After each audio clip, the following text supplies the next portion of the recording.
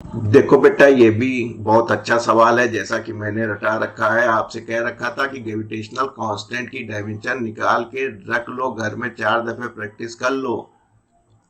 Gravitational पढ़ने जाते हो तो पहला फार्मूला यही मिलता है, जो फोर्स बिटवीन टू मासेस। तो जो आपका जी हो गया, अभी पीछे भी आपने देखा यूज किया है, m1 × m2। M A right? आप डायमेंशन वाली p/q प्ले लिस्ट में चले जाइएगा, वहां सब मिल रहा है, ये वहीं सब स्टोर कर रहे हैं और लाइव क्लासेस में भी हम पढ़ा रहे हैं। mLT-2, ये हो गया आपका L square, M A right? और ये हो गया मास इंटू मास, मास स्क्वायर। यानी कि जो यूनिवर्सल कांस्टेंट है, ग्रेविटेशनल कांस्टेंट, m की -1, l की क्यूब, t की -2 है। कोई l की क्यूब, t की -2। एनर्जी चाहे पोटेंशियल ग्रेविटेशनल हो, चाहे कोई भी हो, थर्मल एनर्जी हो, चाहे ऑप्टिकल हो, चाहे साउंड एनर्जी हो, हमने आपको बताया है बेटा, एनर्जी बराबर वर्क डन बराबर F × d।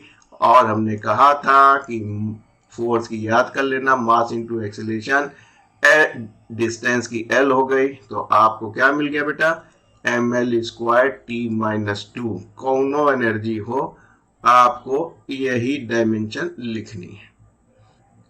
ग्रेविटेशनल पोटेंशियल तो आप जानते हैं, वर्क डन, और क्लास 12th वाले क्यू से डिवाइड करते हैं, फर्स्ट ईयर वाले अभी मास से ही कर दीजिए।